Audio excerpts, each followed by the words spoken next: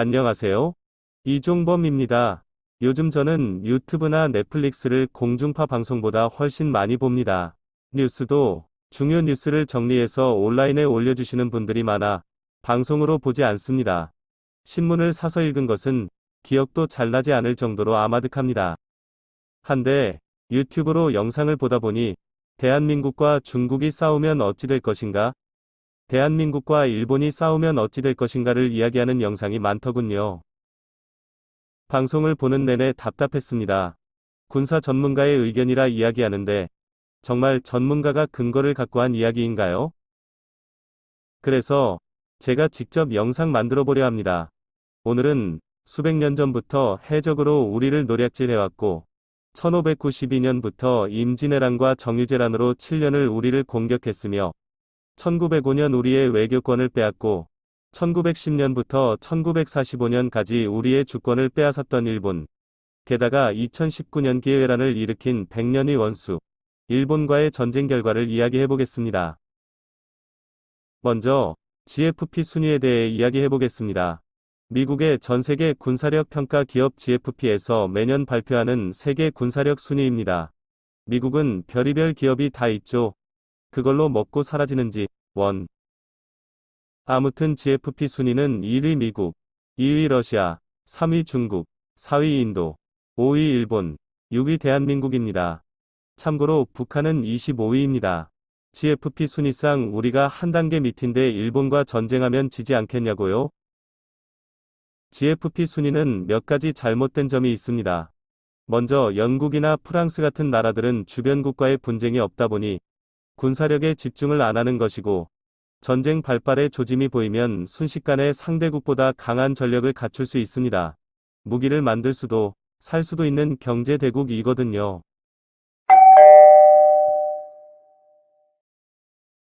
그리고 세계대전이나 6.25 사변 같은 경우야 거의 모든 나라가 참전하였다 하더라도 그 후 70년을 전쟁의 경험 없이 살아온 나라가 과연 전쟁 수행 능력이 뛰어날 것인가 하는 점도 있습니다. 바로 그 점이 세계 모든 국지전에까지 다 참전해대며 오지랖을 떠는 미국의 전투력을 높게 인정하지 않을 수 없는 까닭이기도 합니다. 또한 그것이 우리가 일본을 이길 것이라 생각하는 첫 번째 이유입니다.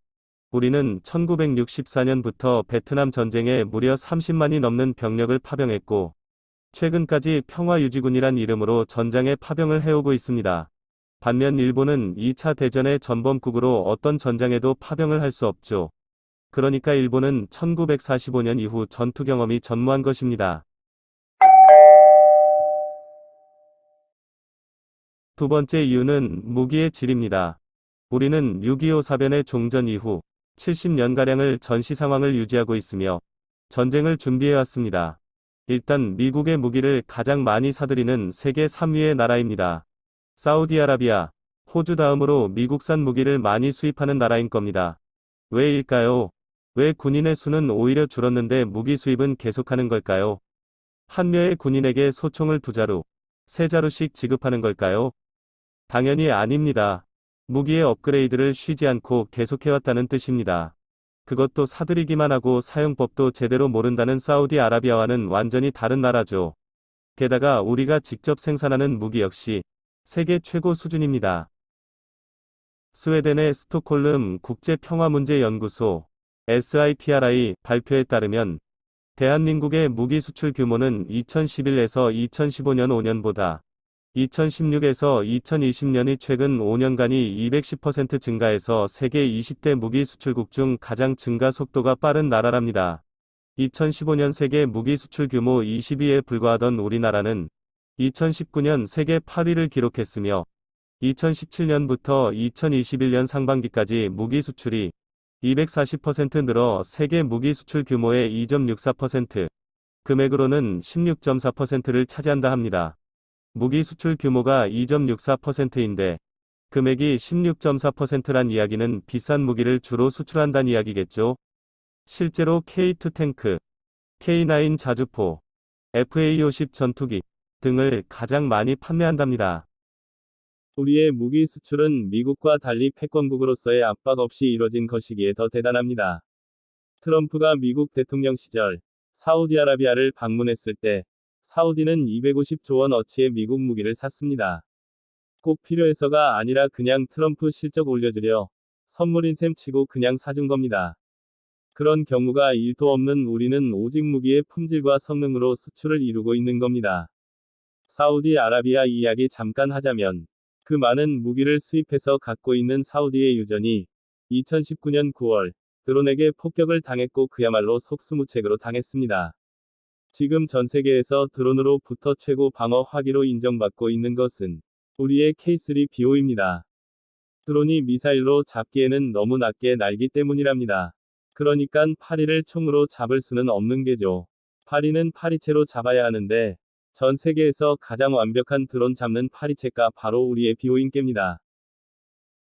GFP가 인구, 병력, 무기, 국방예산 등 48개 항목을 종합해서 산출한다는데, 전차 수, 군인 수, 전투기 수 등으로 순위를 매겨 우리가 6위이지. 무기의 수준 등이 반영된다면 우리가 일본보다 훨씬이라고 생각하는 겁니다. 우리는 엄청난 인구와 병력을 지닌 청나라를 영국의 20여 척의 함선과 4,000명의 병력이 그야말로 초토화시켜버린 아편전쟁을 알고 있습니다. 그렇기 때문에 GFP 순위가 꼭 옳다 할 수 없다는 겁니다. 자, 이제 두 번째 이유를 이야기해 보겠습니다. 대한민국 육군의 전력은 일본을 압도하죠.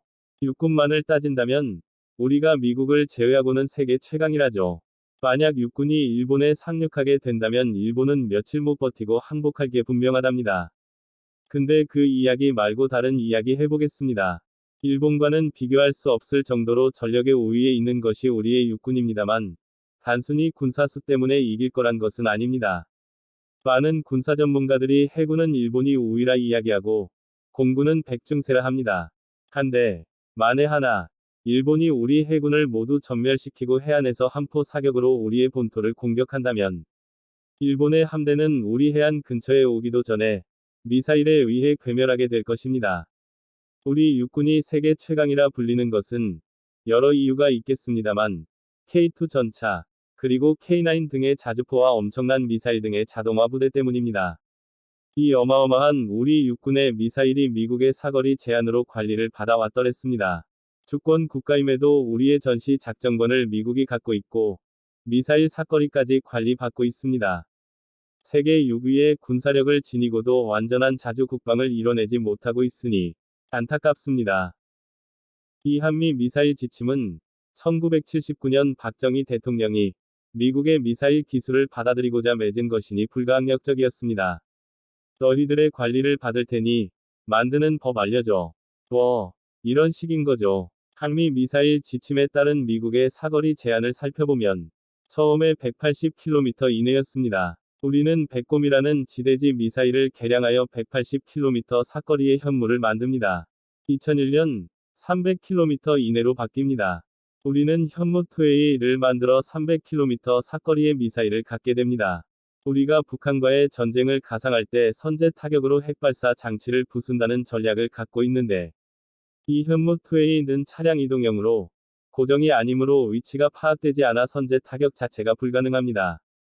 2012년 1500km로 개정된 후, 사정거리 500km 위 현무2B와 800km 위 현무2C를 만듭니다. 그리고 2017년 탄두 무게 제한이 문재인 대통령과 트럼프의 정상회담에서 풀리고, 2020년 7월 사거리 제한이 아예 폐지됩니다. 미국이 중국을 견제하려 우리를 앞장서라고 사거리 제한을 풀었다 하지만, 저는 사거리 제한 해지가 신납니다. 그리고 우리는 사거리 1500km 현무3C를 갖추게 됩니다.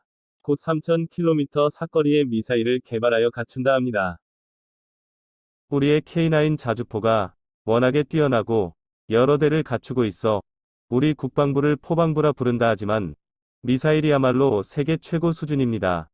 일본의 함대는 우리나라 해안에 접근도 못하고 괴멸될 겁니다. 일본의 전투기도 마찬가지로 우리 땅 근처에 날아오기도 전에 격추될 겁니다. 그뿐 아니라 일본과 전쟁 발발 시 일본 본토를 향해 수천 개의 미사일이 동시에 발사되어 영화 영웅의 화살신 같은 장면이 연출될 것입니다. 일본에는 미사일이 없냐고요? 네. 걔네는 2차 대전의 전범국으로 평화헌법에 의해 타국을 공격하기 위한 부대를 갖출 수 없게 되어 있고, 대한해협을 건너 우리를 공격할 수 있는 미사일이 없습니다. 물론 일본은 영상 초반에 거론했던 영국, 프랑스와 같은 짧은 기간 내에 무기를 제조할 수 있는 경제 강국이지만, 우리와 일본의 거리를 생각하면 타임을 외치면 기다려주는 애들 놀이도 아니고, 일본은 살아남으려면 항복을 하는 수밖에 없을 겁니다.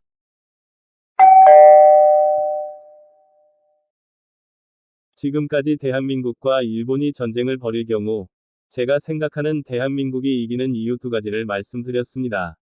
첫 번째는 비교적 최근의 실전 경험 유무였고, 두 번째는 무기의 수준이었습니다.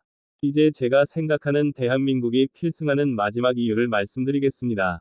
대한민국은 모병제입니다. 예전에는 요즘 젊은 분들이 모르는 단기사병 제도가 있었습니다. 베이비붐 세대인 1971년 전후 대한민국에는 그 나이 또래가 엄청 많았습니다. 서울의 초등학교는 한 반이 90명가량 되었고, 한 학년이 30반이 넘었습니다. 제 동생이 1971년생인데, 서울 강서구 화곡 이동에 있는 신정초등학교를 나왔습니다. 한 반에 90명씩 36반까지 있었습니다. 아마 인터넷 검색하면 기록이 남아있을 것 같습니다. 안 믿기시는 분들 검색해보세요. 그 나이 또래가 대학에 진학할 때, 역대 최대 경쟁률을 이야기했었습니다. 21세가 되어 군대에 가야 할 때쯤 군인 수도 넘쳐났습니다.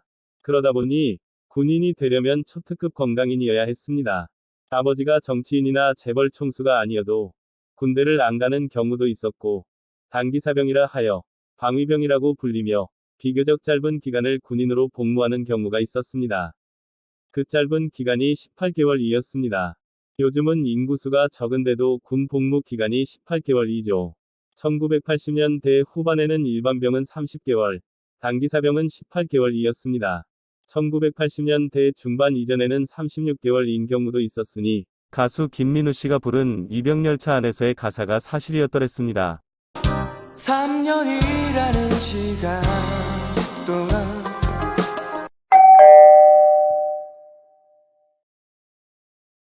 아무튼 우리나라의 성인 남자 대부분은 군생활을 했고, 유격, 행군, 총기 분해, 사격, 총검수를 비롯한 전투 훈련을 받았습니다. 그 결실을 보여주는 예를 들어보겠습니다. 1992년 미국의 LA에서 흑인 폭동이 벌어졌습니다.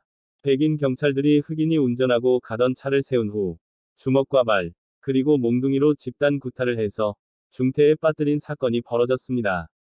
그 후 폭행을 가한 경찰들이 재판을 통해 무죄를 선고받고 방면되자 시위가 벌어졌습니다. 인종차별이라며 시위가 점차 격해지더니 어느 순간 폭도로 변해 점포를 약탈하고 주차된 차를 부수고 방화하기 시작했습니다. 자주 그렇듯이 미국의 흑인들은 자신들에 대한 인종차별에 항의하면서 황인종인 아시아인들에게 인종차별 횡포를 부렸고, 우리 교포들이 운영하는 점포를 약탈하고 심지어 폭행을 가하는 일까지 있었습니다. 이제는 익숙해졌지만 미국 경찰들은 백인들이 거주하는 부촌으로 가는 길만 지키고 서서 우리 교포들을 폭도들에게 방치했습니다.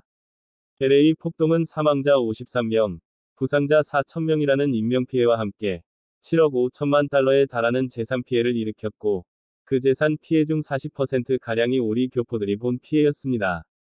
우리 교포들은 자경단을 만들어 스스로를 보호하기 시작했습니다.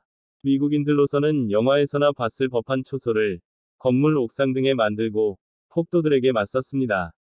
대부분의 남자가 군필인 대한민국인답게 우리 교포들은 곳곳에 만든 초소를 기점으로 전략을 세워 폭도들과 싸웠고, LA 위 코리아타운을 폭동으로부터 지켜냈습니다. 그 결과 우리 대한민국 교포들은 루프 코리안이라는 자랑스러운 별칭을 갖게 되었고, 어느 순간에도 스스로를 보호하는 강한 민족, 모든 남자들이 군 전술을 받아들이고 행할 수 있는 민족이란 것을 세계에 보여주었습니다. 반면 일본은 모병제입니다. 게다가 군대를 사회 부적응자들이 가는 곳이라고 여기는 분위기가 팽배합니다. 실제로 우리가 오타쿠라고 부르는 애니메이션이나 게임에 빠져 현실 사회에 적응치 못하는 사람들이 게임 아이템 등을 사기 위해 군대에 입대하는 경우가 많다고 합니다. 자위대 모집 포스터는 이 오타쿠들을 받아들이기 위해 이 사진들처럼 바뀌었습니다. 저도 조국의 수호를 위해 일하는 군인을 존경하는 사람으로서 남의 나라 군인이라 하여 비하할 생각은 없습니다. 하지만 이 뉴스를 한번 보십시오. 일본 자위대 교전 훈련서 동료에게 실탄 난사 미스터리. 지난해 5월 일본 자위대 훈련 중 일어났던 실탄 오발 사고가 온라인에서 다시 화제다. 한 온라인 커뮤니티에 일본 자위대가 훈련 중 서로에게 실탄을 난사한 사건이 소개돼 네티즌들의 눈길을 끌었다. 지난해 5월 23일 일본 홋카이도 육상 자위대 훈련장에서 30여 명의 자위대원들이 2개 조로 나뉘어 물자 수송 중 적과 교전하는 사태를 가정한 훈련을 하고 있었다. 원래는 공포탄을 사용하는 훈련이었다. 하지만 훈련에 공포탄이 아닌 실탄이 공급됐고 이를 모른 채 대원들은 교전 훈련을 시작했다. 대원들은 훈련 상적인 동료 대원들을 향해 총 79발을 난사했다. 실탄을 사용했음에도 불구하고 자위대원 중 사망자는 다행히 나오지 않았다. 파편으로 인한 옆구리 부상과 허벅지 찰과상 등 단 2명만 다쳤다. 육상자위대 조사에 따르면 사고는 부임한 지 얼마 안 된 탄약 조달 담당자가 업무에 익숙치 않아 공포탄 대신 실탄을 신청하면서 시작됐다. 한 달 전인 4월 실탄 훈련 때 작성했던 서류를 그대로 복사해 제출한 것이다.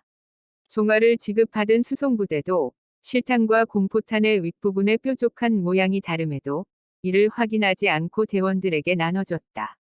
대원들 역시 확인 과정을 거치지 않고 망설임 없이 실탄을 장착했다.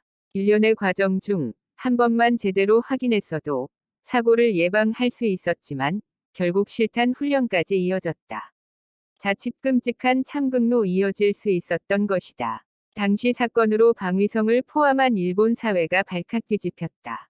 일본 언론들은 있을 수 없는 사건이라며 경각심을 가져야 한다고 일침을 가했다. 이를 본 네티즌들은 한 명도 안 다친 게 진짜 다행이다. 그런데 어떻게 공토판이랑 실탄을 구별 못한 거지? 실탄을 수십 발 쐈는데 한 사람도 안 죽은 거 보면 일본 군인 수준을 알 수 있다는 등의 반응을 보였다.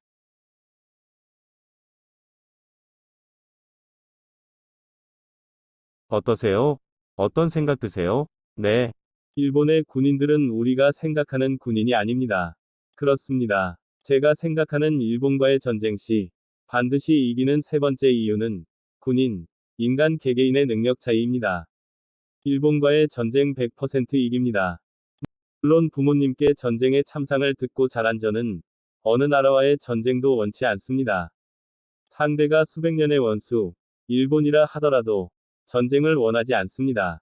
하지만 만약 전쟁이 발발한다면, 그리고 상대가 수백 년의 원수 일본이라면, 비록 늙어서 민방위도 안 시켜주는 나이가 되었지만 사랑하는 내 나라 대한민국을 지키기 위해 싸우겠습니다.